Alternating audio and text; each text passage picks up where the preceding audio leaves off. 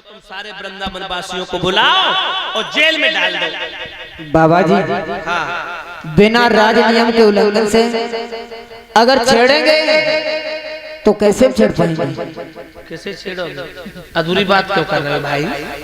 आप इतने भयभीत क्यों हो? मुझे मालूम है मैं तुम्हें बाबा जी मरने नहीं दूंगा। तुम्हें नहीं मालूम अगर ब्रह्मपुत्र देव ऋषि नारद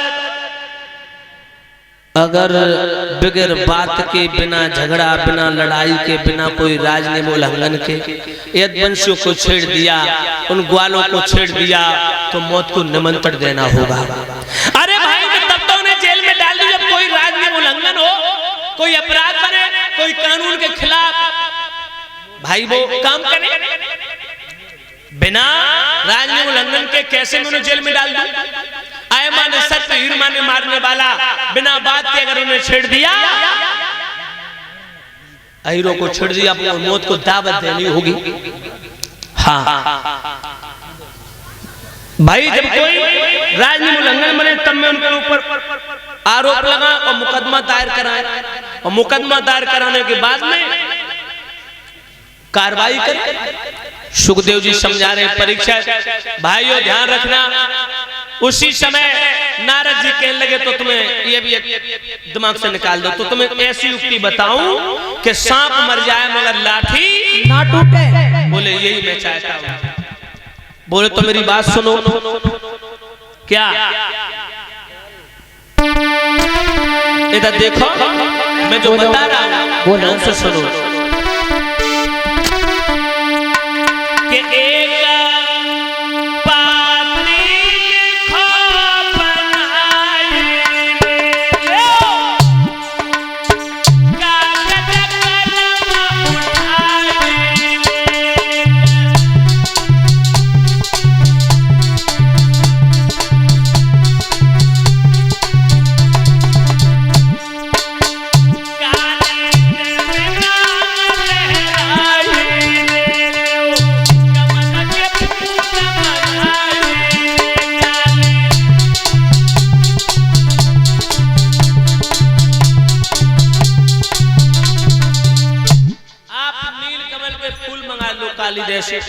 फूल मंगाने का कारण, बोले फूल मंगाने का ये कारण है कि कौन ग्वाल गमारा की माँ ने दूध पिलाया जो जाकर के कालिया नाग से टक्कर ले।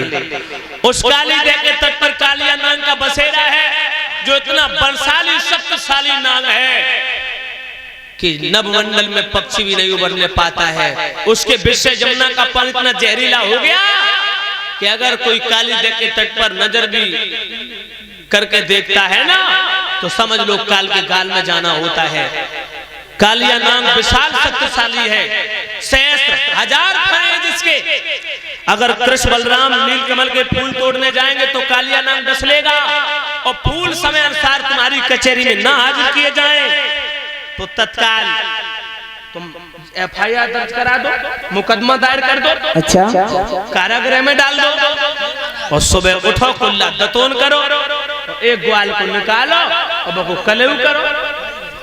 कैसी रही? बहुत अच्छी रही बाबा जी, बहुत। कंस कहने लगा बाबा जी आप तो मेरे शुभचिंतक बन गए,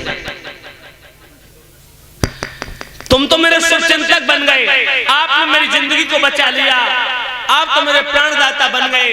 मुझे आशा ही नहीं बल्कि पूर्ण विश्वास है कांटा निकल जाएगा, कृष्ण बलराम दोनों मारे जाएंगे। भाइयों जैसे इतने शब्द कहे कंस ने तत्काल एक चिट्ठी लिख दी।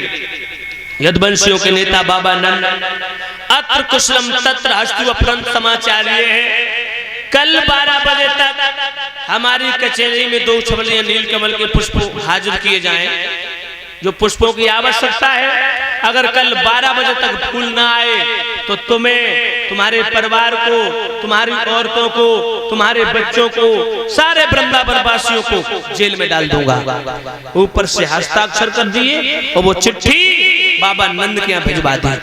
भाइयों जैसे ही वो चिट्ठी, वो खत, वो पत्र बाबा नंद को मिला, बाबा नंद ने जो चिट्ठी पढ़ी सर जमीन पर पटक दिया, फूट फूट के रोने लगे, बिलखने लगे।